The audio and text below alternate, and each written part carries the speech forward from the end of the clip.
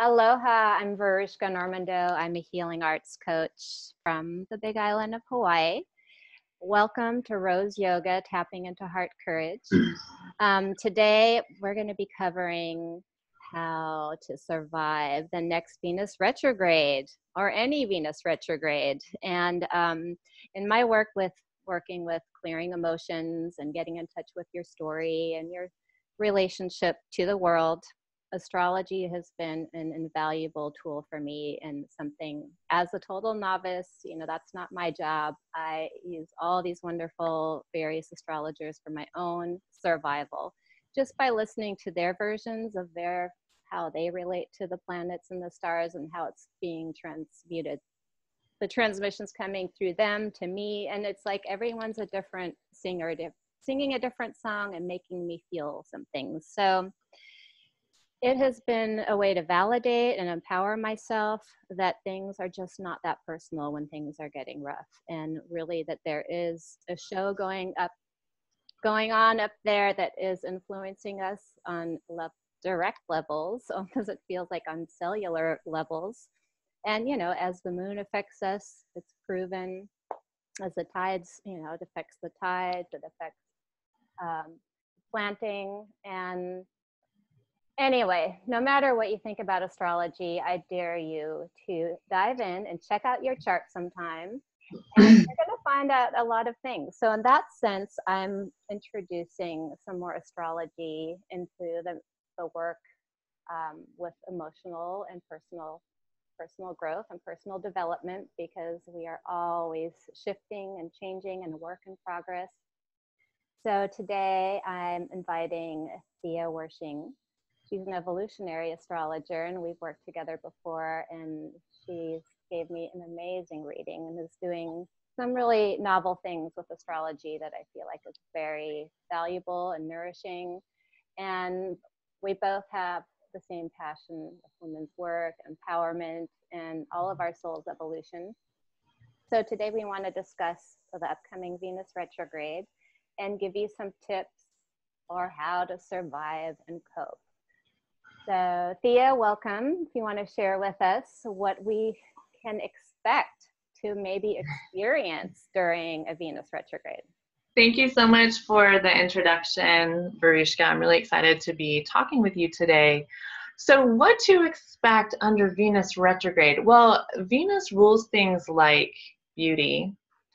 And I think we get really fascinated by the idea of beauty. So that tends to be what we focus on with Venus. But Venus has all these other gifts to give.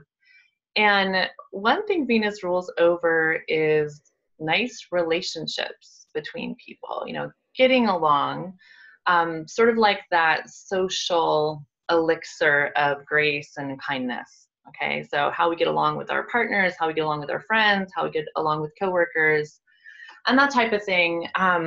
So when Venus is retrograde, usually what's going on is that she's not in her power. So we're not getting a lot of energy behind those things, okay? So we might notice that social relationships start feeling difficult, or intimacy is threatened with our partners. We might not feel as beautiful. Venus also has to do with money. We kind of forget about that, but it's the old ruler of money or stuff, resources, cash. And it's also self-esteem. Okay, so Venus is the planet of self-esteem. And so that's where I really see a lot of people crashing and burning under Venus retrograde. And this happened to me last time Venus was retrograde in 2017, and I noticed all my girlfriends and associates and acquaintances kind of having a big self-esteem crisis. They were feeling less than or not enough or not able to access the stuff that gives us joy and makes us happy to be alive. And that's also Venus, right? Venus is just like hobbies, things we do for fun. And I think it's all too easy to sideline that stuff, So just to give a little mini astrology lesson, the sun and the moon really press on us. They really demand to be expressed. So the sun and moon in the chart, we're going to default do those things. The moon is our sense of comfort and the sun is our sense of identity.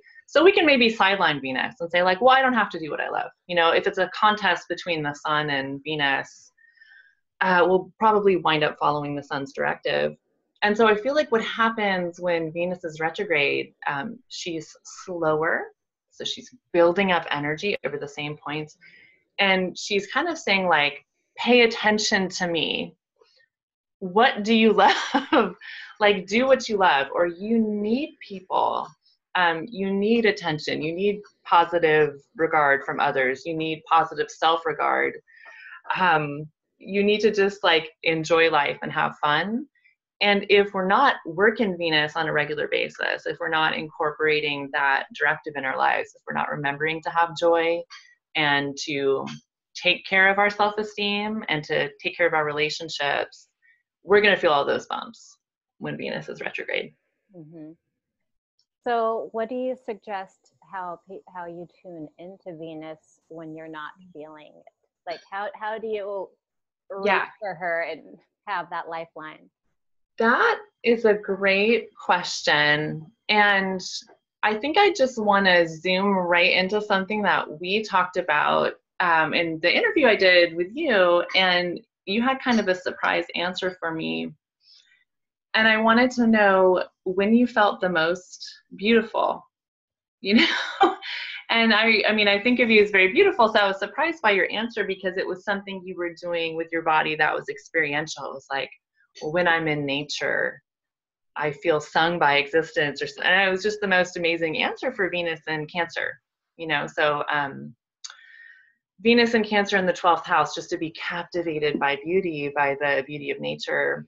And so I am really thinking a lot about that question, like, and I asked myself, like, well, when do I feel most beautiful? And it's right after I give an astrology reading. It's an expression of my heart, and it's an expression of kindness. So it really doesn't have anything to do with how I look in the mirror. Mm-hmm. And so that is one thing I would ask people, like, what makes you feel beautiful? When was the last time you felt radiant? You know, when was the last time you felt really open and you wanted to smile at everyone because your beauty was emanating from inside?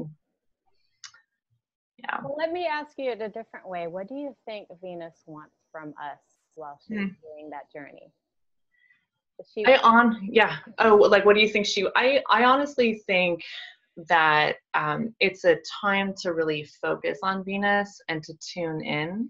So I think she wants our joy. I really do. And I think the reason it's so painful, if Venus is retrograde and we're feeling this like tension all the time of noticing that we're not feeling joy. Okay, so just to give an example, let's say you're a busy mom and you work and you haven't had time to go out on dates with your husband. Like, that hasn't been baked into your schedule, and you have Venus in Libra and you really need to have the dress up date and go out to dinner and do the kind of formality of being on a date. Venus loves those sort of social rituals, right?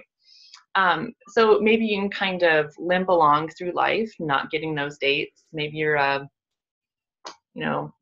pragmatic, earthy sun. Maybe you're a Capricorn, you know, I guess that, let's see, or a Virgo or Taurus or someone who can do without the fun stuff or the frilly stuff. But under Venus retrograde, you're going to really feel the lack of that, and it's going to hurt, and it's going to start hurting and hurting and hurting more and more. Sorry, the mail, it just came in, so it shocked me for a minute. So I don't think Venus's intent is to make you suffer and feel like my life is so miserable and I don't go out on any dates and my husband doesn't really care about me. It's more like that pressure on you to say, you know what, I really need this, and maybe we can't afford to go out and spend $100 on dinner, but we can do something to celebrate our relationship and bring that experience of beauty back into intimacy. So. Mm-hmm. Yeah. So it's almost like we're getting to be our own substitute Venus. We're getting to be what? Our own substitute Venus to initiate ourselves a little more, to make those.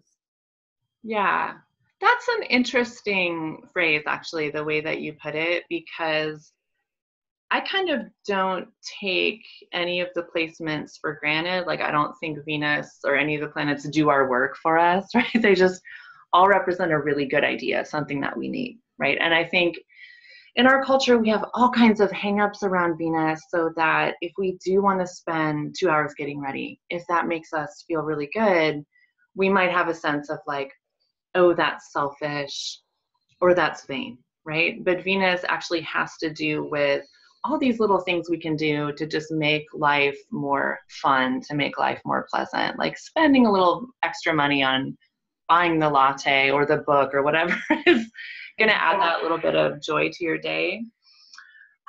So I think we're always having to be our own Venus. We just kind of can't ignore her during the retrograde. She's very insistent. Right. And I think if we're like not really taking care of our self-esteem, if we're just kind of limping along and letting it be okay that we don't feel good about ourselves, we're really going to find out how not okay that is under Venus retrograde. So could you give some examples of how some people might come out of Venus in retrograde? If they're not coping well? Yeah. I mean, this is probably a pretty big discussion in that I think it has a lot to do with how our culture is structured now. So my go-to question, instead of what would Jesus do, right? I think like, what would people 200 years ago do? You know, I always look to the past, like what's different about this moment? And I think in our current cultural moment, we've really decided that beauty is a positive value instead of a more dubious value. And so kind of coming out of like Western Christian history, if you go back a couple hundred years, it's like, well, don't focus on beauty, that's vain. Psh, like that's like vanity only leads you so far. And at the same time that I don't want to shame people who are really beauty focused, that's not really what it's about. I also think that we've kind of lost the thread. Like we're expecting beauty to give us so much more than it actually can. You know, beauty is pleasurable, it's pleasant to be beautiful or to be thought beautiful, it's pleasurable to dress up, but I don't think it's really a substitute for self-esteem, you know? And so one thing I wanted to talk about is how I've always failed at beauty affirmations. And for a long time, I thought it must be because I'm really fucked up, you know, like I'm really messed up because this isn't working for me and this is something the culture tells us to do. But I think it's rather that beauty is just not as important as we make it seem in society. You know, our beautiful women are like our icons and not so much like our intelligent women or our soulful women or our successful women. So I think there's a lot of value when Venus is in retrograde in learning how to really honor yourself as a person and honor yourself as a soul, not just how you look. Because one of the things that can happen under Venus retrograde is that we get a cold sore or a terrible haircut or a medical condition that causes us to put on weight or something. So a lot of times that shallow sense of self-esteem, right? Like I look a certain way, that will be thrown into question or off balance. So I would say like the way to know if your self-esteem is really solid, can your self-esteem handle gaining 10 pounds? If you're like, nope, no problem, I'm still great, I still love myself, I'm still gonna have the same relationships, then your Venus is probably pretty solid, right? If this is just something that you take in stride, then it's clear that you have other things that you value in yourself. But if your self-esteem is really dependent on appearances, I think Venus, especially in Scorpio, where we're going deeper, so she's in Scorpio right now, and in retrograde, she's kind of going, like you need to really look a little deeper. And so, you know, this sounds like such a dumb question, but I have found in the counseling room that it's actually really hard to answer, and a lot of people have difficulty answering it. And it's like, what do you want? What do you love? They should be easy questions. And if we have been talked out of those things by trauma, abuse, shame, those are really challenging questions. And so I would say, as the tip, don't expect to be able to sit down and 20 minutes later have your answer. You know, this might be weeks of journaling and experimenting. Like, do I actually like this? Or do I just like this because it's safe? Or do I like this because I think it's in my reach? Versus what does your heart really want? Mm-hmm. So are you basically saying that during Venus in retrograde is a really good time to really just keep refining and refining? What do I love? What's important to me? Yeah, I love that language. I really love that language because my experience under the last Venus retrograde, you know, like as much as the planets do work on our behalf, I kind of felt like Venus was just putting me in touch with all this stuff that I'd put on the shelf. So I blend natural perfume, and at the time in 2017, I kind of had all that stuff put away because I have a little kid running around, and I'm like, well, I don't want him to get into it. And my Venus retrograde was all about pull those sources of beauty and joy off the shelf and set up your laboratory and get busy mixing. And so it was just like this return to joy. So I kind of felt like I also had all this time open up where I could just focus on things that made me really happy. And I guess that's the other thing I wanted to say. What I think is so different about our current cultural moment, like again, going back 200 years ago, people still had Venuses, but they might be interested in painting a beautiful painting, or, you know, decorating a room or making a beautiful dress or something like that. And now, because of the prevalence of photography and social media, it's like we all have to be that fashion model, or like we all have to have these curated Instagram accounts or something, like that everything we do is glossy and full of beauty. And I just think that people are suffering because of that, right? Like we think that we're supposed to be the living embodiment of beauty, but it's actually our actions, our products, our creativity can hold that beauty. And that is probably a healthier way to work with the energy. Mm-hmm. Beautiful. So it's funny because the only thing I remember about Venus in retrograde is I think someone said, don't buy luxury items like a new car or a computer. And oh my God, I'm laughing about that because I have a really funny story about that. So I was obsessed with, like, you know, rough cut stones, like drusies. Mm-hmm.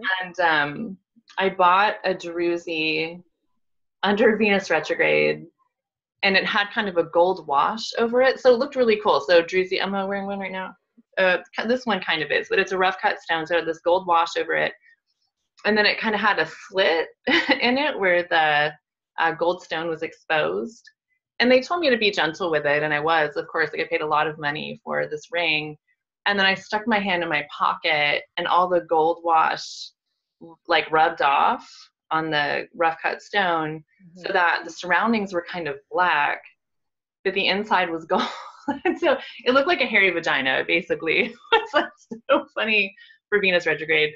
And then I had to fight the jewelry store to take it back. And they're like, well, you did this. I'm like, no, I put my hand in my pocket. That's all I did. So yes, that's true. I mean, you know, I'm not as fear-mongering as a lot of astrologers are like, don't do anything under Mercury retrograde, or, you know, watch out. But I would probably avoid a cosmetic surgery under Venus retrograde. You know, I'm waiting to paint my office, which needs a makeover until Venus retrograde is over. And instead, I'm using this time to really explore what's my aesthetic. Like, I'm feeling a little unsure. Like, how do I want to redo my office? I really want to make this an expression of myself. Mm-hmm. But let me make sure I've explored every last nook and cranny. Like, let's see what happens under Venus retrograde before I make any big purchases or mm-hmm. Major renovations. So, yeah. Yeah, I hear you. I've been working on that type of refinement of really like, okay, no, this is my life right now. What do I want? What do I like the most? What's not just a hand me down or because it was the path of least resistance, but really making that choice, you know? I mean, I think if I can, what I wanted to bring up too, what is so helpful about understanding your own astrology chart under Venus retrograde is that, you know, we have this planet that represents beauty and taste, but we all have a very individual idea of what that is. And so I think another way that people develop Venus issues is that they think they can only have one type of intimacy. You know, it has to be committed monogamy or something. And a lot of people don't need that or don't want that. Mm-hmm. And so that can be a way that they beat themselves up under Venus retrograde, right? Like, well, I'm supposed to want this one thing, but actually a different type of situation works much better for me. And the same goes for beauty. You know, like Venus in Aquarius is not going to have the same beauty standard as everyone else, right? Aquarius is something political, something edgy, something unconventional. And so it can be very liberating to really understand what your own natal Venus placement is doing so that you can integrate it, you know, you can validate it and integrate it and have it be fine. You're not like, I think people feel a lot of guilt if they don't fit in or they don't want to do what everyone else is doing. Right. And I think that type of affirmation is really important to really see, oh, this is the way I'm wired. This is sort of my template. And now I'm going to stop making myself wrong for this and embrace it more or nurture it more. In a way, maybe it can also help you narrow down, okay, this is the most organic pathway for me. So let me celebrate this a little more. Absolutely. Yeah. And I want to give a little, like some examples there, because I think it makes it more real for people. So, because I was thinking about myself, even though I am like earthy sun and moon, so I'm super practical and pragmatic, I have Venus in Libra. And so my sense of what beauty is, that means dressing up, right? And so I've been going through this thing now where like I'm only supposed to wear corrective shoes because of an issue I have with my foot, and I'm not able to do it because I have Venus in Libra. I'm like, but those shoes are so ugly. Like, that's really a compelling thing for me. So, I mean, you could see how I might shame myself, like, oh, why can't I take care of my health? You know, why can't I take care of my body? What the hell's wrong with me? And I'm like, what, I have Venus in Libra. Like, shoes have always been like so important to me, to the extent that like the way I would pick out men would be kind of like hair and shoes. That it wasn't so much about like the body, but about like how someone put themselves together, like what kind of style did they have. And then I had this great conversation with an athlete who has Venus in Virgo, and she was really shaming herself because she's like, oh, well, all my friends are so spiritual and they wear that on the outside, you know, and they wear the little like crocheted halter top or harem pants or whatever. And she's like, I just have the right gear. I have like my hiking clothes and, you know, the proper materials for the occasion. And so like in her sense, or in her case, there were ways that she was shaming herself for not conforming to what femininity or womanhood is supposed to be. Mm-hmm. So just having that knowledge of like, oh, okay, Virgo is all about function. You know, it's function above all. Like, she could wear the corrective shoes, right? And not have that struggle. So. Yeah, no conflict, right? Right. Yeah. So what other kind of tips do you have for that time period, as far as what you, anyway, I'm going to give it back to you. Okay. Well, I think the other issue that really comes up strongly is the relationship issue, because so many of us get our self-esteem from other people. And I don't think that's intentional, but I also just don't think it's very effective. I think we can do that, but at some point it fails. Like when the other person, the person, like our partners on whom we're dependent for making us feel beautiful or sexually attractive or all those things, if our partners are going through a thing, like if, you know, they're not feeling attractive, if their mojo is low for whatever reason, if they're lashing out or if they're shut down, that shouldn't impact our self-esteem, but so often it does. So I feel like that's a thing that can show under Venus retrograde. So one thing to remember, and I think this is such great advice, I don't give out a lot of astrological advice because I really, except, you know, for individual readings, but not generally. I don't give out a lot of general advice. But I think probably the best general advice I could give under Venus retrograde is to remember that we're all feeling this self-esteem challenge collectively. So if people are cold to us or seem rejecting, or, we're suddenly getting ghosted, maybe give others the benefit of the doubt. Like they might be going through their own self-esteem crisis or their own crisis of values. But also, gosh, what I want to say here, it's such a big topic. I think that we need to learn to value ourselves independent of relationships. And it's something that is easy to say, but if you're experiencing a breakup or feeling rejected by someone you care about, or if you haven't dated in a long time and you feel very alone, that can feel really challenging. But I find that that is really the central relationship of our lives, right? The central relationship of our lives is our relationship to ourselves. And so, again, if that's in good shape, if you feel great about yourself, partnered, not partnered, doesn't matter, your self-love is going to be the same, you're probably going to sail through Venus retrograde, right? So trying to think of a simple tip to spin out here, even though it's kind of a more complex issue, because learning to love yourself is not like a, weekend activity. Like, I'll just take this shadow class and, boom, self-love. So, I could talk more about that just with my own process. Is that okay if I share a little bit now, kind of this? So, I feel like I have hair in my face. Sorry, everybody. Just gonna fix up here. This was such a big issue for me because I was anorexic and bulimic and just really focused on not being beautiful, that there was something wrong with me, and so depressed over that as a teenager that I tried to commit suicide. And that was when the idea of the beauty affirmation first entered my life.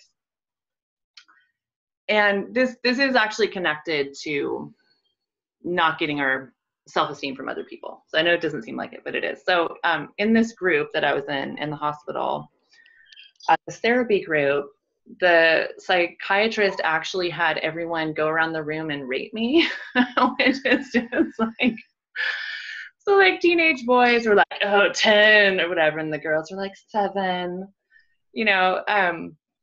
just an example of kind of like how we really just don't know how to talk about beauty and self-esteem. We have kind of a shallow idea of it. And when I got out of that situation and with a better therapist, a lot of the time she would say to me, like, I'm not an image consultant. I don't work at the gym. I'm not a stylist. Like, you're going to have to talk to someone else about this stuff because, like, I can't do it, right? And she was trying to get me to shift the focus, but I was also in group therapy with her. And, like, she was really big on having other people just give all the group members feedback. So I would be saying, I'm so ugly, I'm so disgusting, people are going to throw up when they look at me.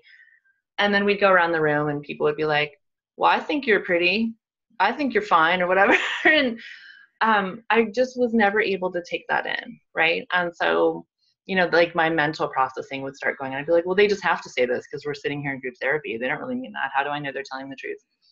But then what happened is, even when I got into intimate relationships, like even when I was with partners who really loved me, really thought I was attractive, they would say those types of things like, oh, you're so beautiful. And I found that I couldn't take it in, and that that was just astounding to me, and I would try to prompt my partners to say things in a way that I could hear, which, was very unpleasant for them, like trying to micromanage someone's expression. But like, maybe if you just and bait them, right? Right. And, of course, doing that, which is totally unfair. Like, I'm so ugly, you don't love me, all that kind of stuff. But it didn't work. It was so frustrating. It was like, well, here I have this man on the line right here telling me I'm gorgeous and I can't feel that. So that really shifted things for me toward understanding that self-esteem had to come from within. But if I hadn't had those experiences, I wouldn't have known that. It would have seemed possible. Like, sure, it'd be great to get it from other people. And I guess like a tip that I could share that really helped me, just more on the image stuff, had to do with like, instead of thinking like I am this flat quality or this static quality, that's kind of never worked for me. Just like the looking in the mirror, like I'm beautiful, like, well, to who, when, like on what occasion, like I couldn't really take that in. Or I'm kind, or that kind of stuff. Like I just am not able to take that in, maybe because I'm such a thinker that it feels like that I can't attach to that. And so instead, like what self-esteem feels like to me in my body is just this availability or this openness. It's much more action-based instead of just like there being this static, unchanging quality. So it's, I guess like I was getting all this advice for like 20 years, like do this, do this, do this, and it just never worked. So I just wanted to lay that out there for people who struggle with affirmations, like I did. I'm thrilled for people that they work for. If affirmations work for you, I think that's fantastic. But for me, it was a very different process of just having self-regard that was not dependent on other people giving me approval.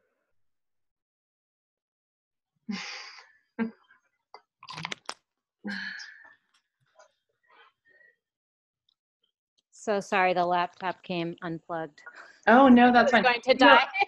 That's fine. That was a lot. So I'm kind of just like spinning all over the place, but I'm struggling with like how to contain like a really big complex process and say like exactly. So well,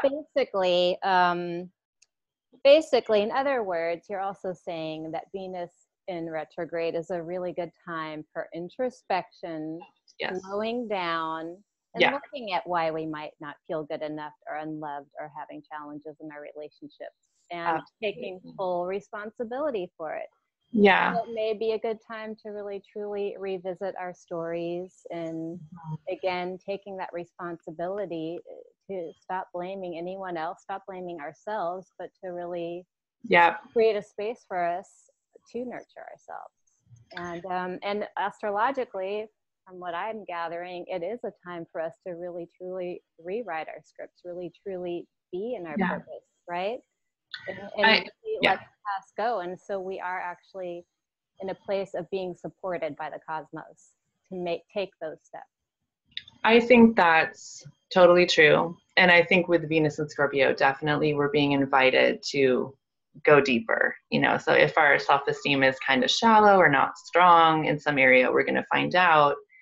And it might be painful to experience the truth, but then we get the opportunity to fix it and say, oh, I haven't really been doing self-care appropriately. But it's Venus, so it's also about relationships, right? So our relationships also have the opportunity to benefit from this as well, if we're willing to do that more scorpionic work of finding out where someone's carrying an old hurt, or looking at our blocks to intimacy, or looking at our blocks to self-care and self-love. So, my favorite thing to say about astrology is this too shall pass.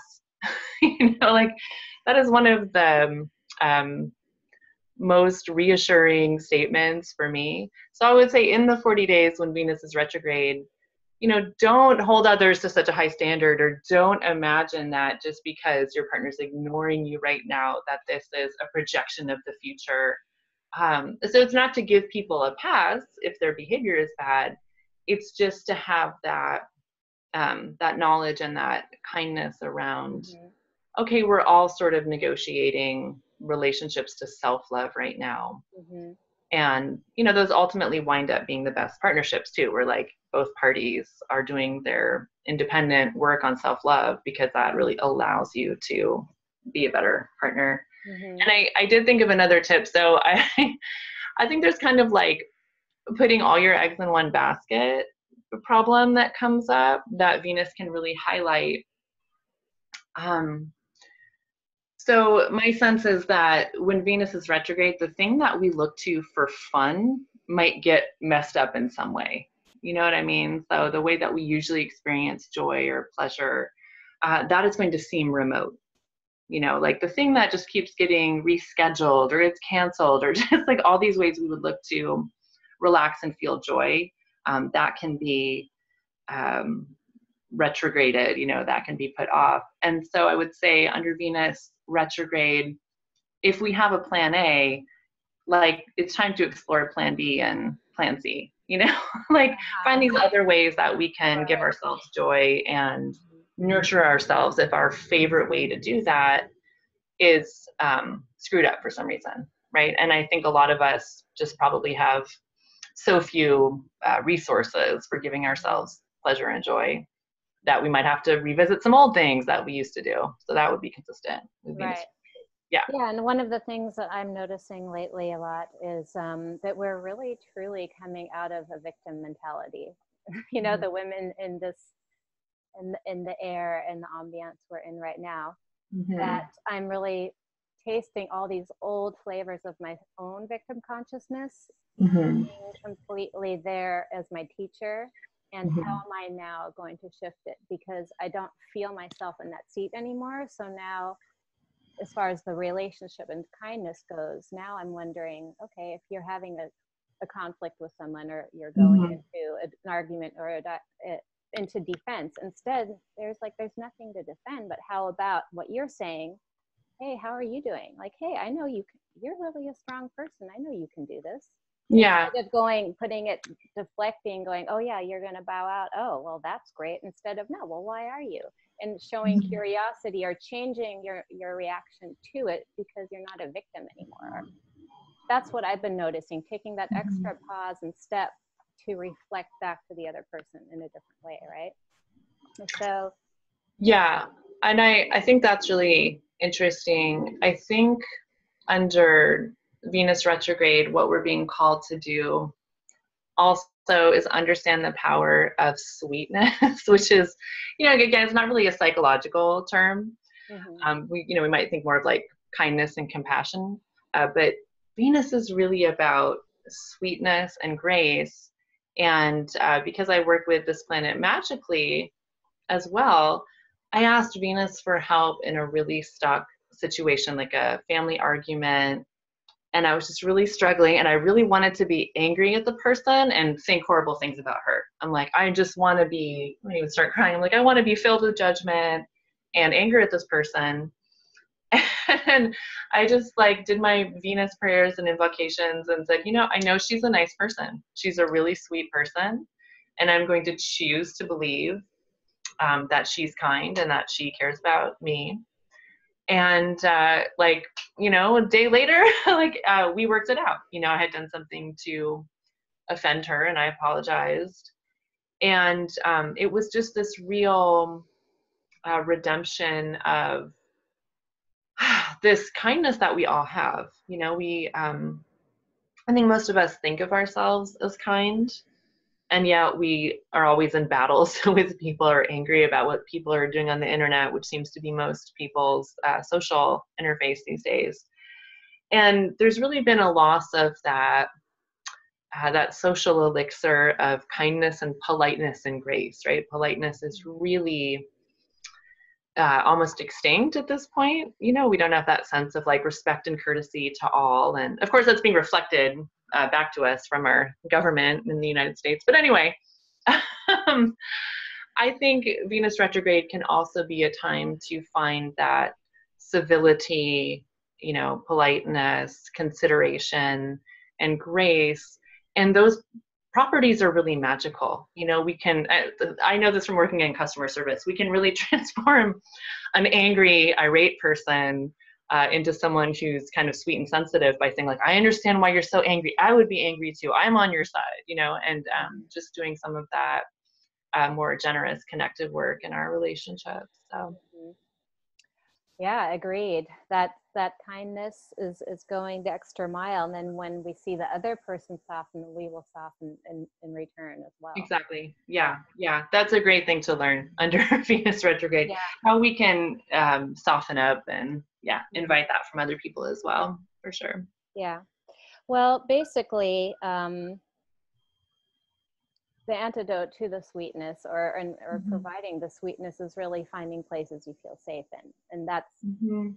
how do we create safety in ourselves to speak up or to respond correctly, or create Yeah. safe environments for us to do this kind of deep processing and deep reflection. Yeah. Yeah. Um, so you and I are going to be hosting a lovely 6-week tour during this retrograde. And we're going to also be providing this type of information and container and safe Mhm. space to really listen, be with each other, witness each other, and Yeah. also provide the tools necessary of whatever is coming up during this time, through sharing, through tapping, through learning our chart, through learning more about where our Venus is, and getting that type of validation and empowerment, and helping our own self-inquiry.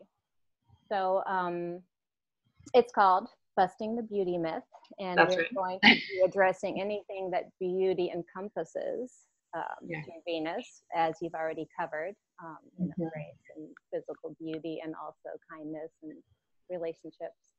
Um, what what do you think people are going to be surprised to learn once they open this door? Ooh, that's a good question.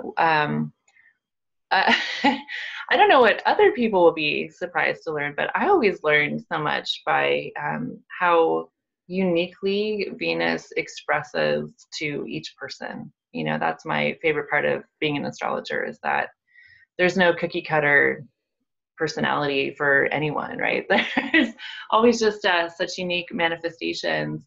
But yeah, we had been talking a lot about beauty and self-esteem and self-love, and it just so happened that Venus was going to be retrograde in the fall, so I thought, this is perfect, what a great time to explore this. And I wanted to just give another example from my chart, because I think it helps people to understand like how Venus actually works in your life.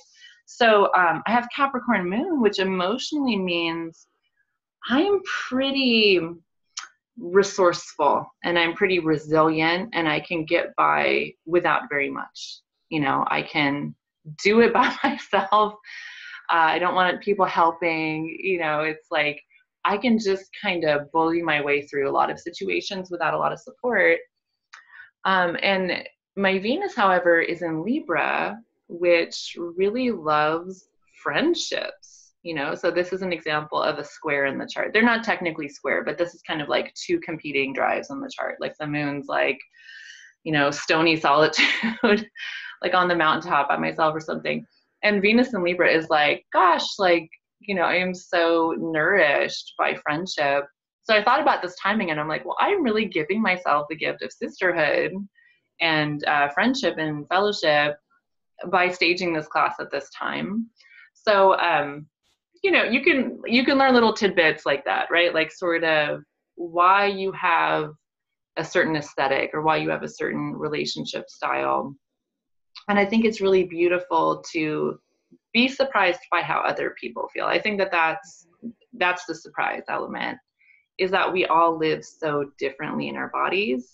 Mm-hmm. And we have all these assumptions about how other women feel or how they think, or that they don't struggle or that they do struggle. And to just like to be surprised, right, is to me so validating and such a huge release, right? Like to know that all these things that I think are so personal to me, all my struggles, like, and this is so common. Just I see this all the time with women that I talk to as clients, that everyone thinks their self-hatred of their body is so unique. And I'm kind of going like, it's the culture.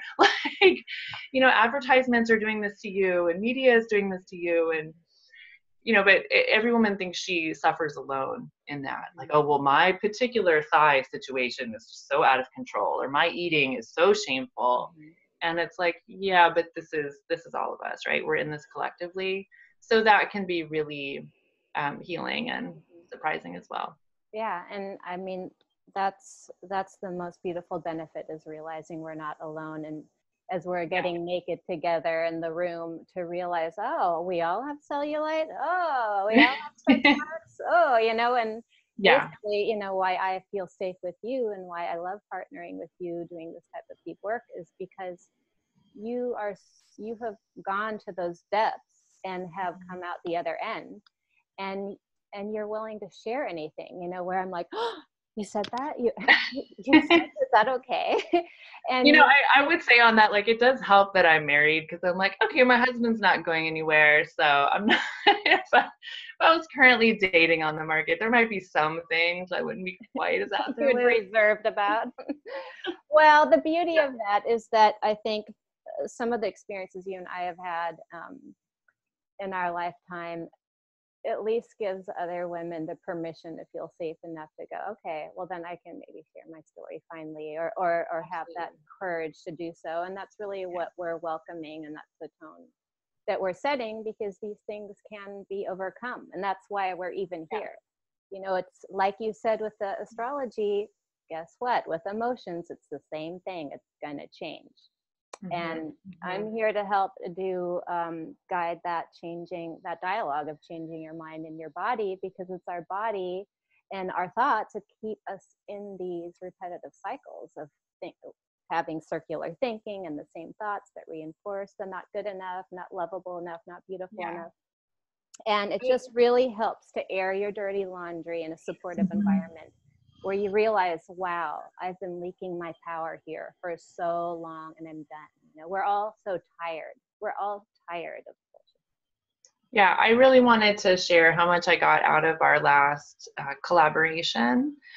So, we've talked about a lot of different issues today. We've talked about body image and beauty and relationships. And so what I wanted to share is that even though I've been like actively trying to heal these things since I was 15, I still carry around so much of it, because it's emotions that are sort of locked into my body, and I've noticed that part of the reason the affirmations don't always work is that, I'm saying this on kind of like a conscious mental level, but then on an unconscious, somatic, visceral level, I still feel like that ugly kid.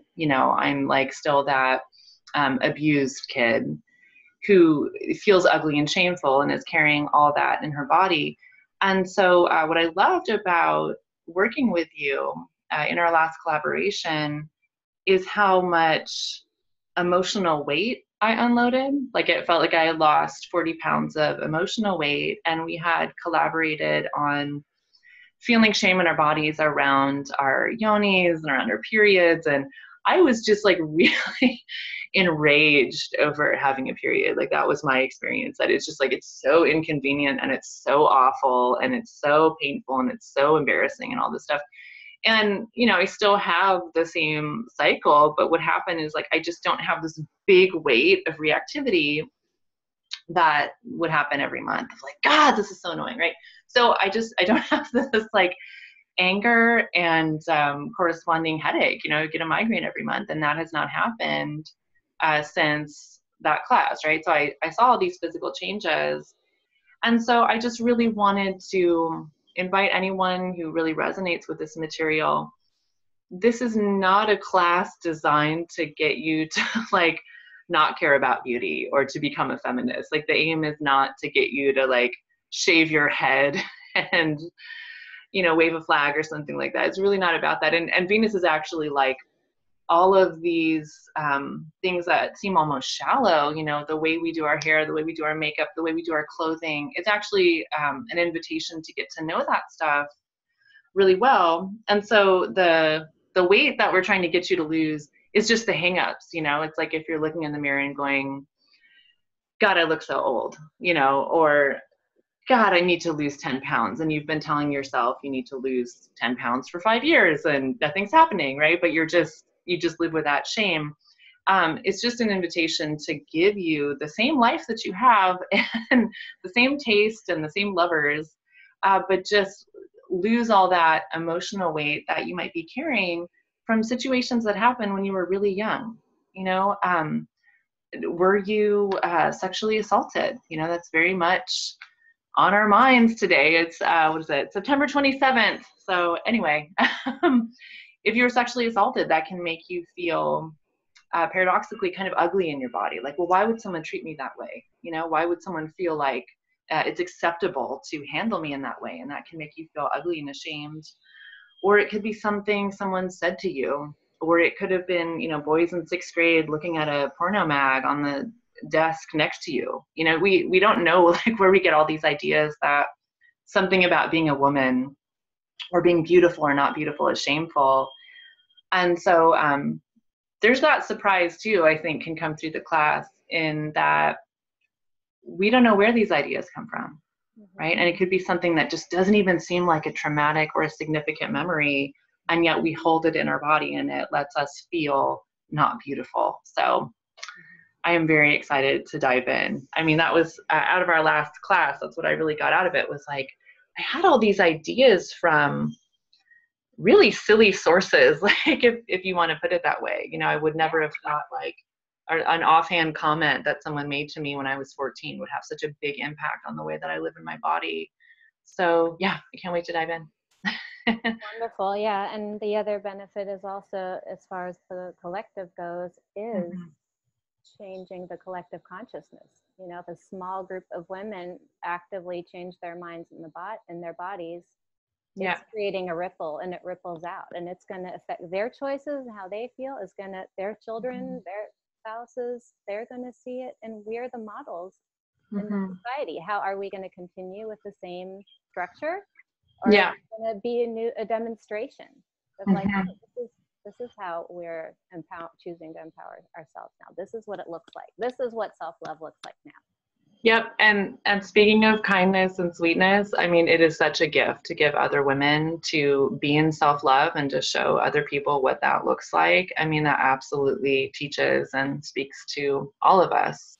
I want to include all of us, not just women, because men experience this too, and they probably experience it a lot more similarly than we would imagine, right? I mean, that whole, you know, shame and body hate in men seems so prevalent as well. So we're all in it. We're all together. Yeah. Well, I'm really excited and looking forward to that. Thank you so much for sharing with us about Venus today. And if you're interested in checking out the beauty myth, or busting the beauty myth, check out the link below in the comments. And Thea's site is there too if you want to get in touch with Thea. And hope to see you there. Thank you, Thea. Thank you, Veruschka. This was so much fun. Okay, aloha.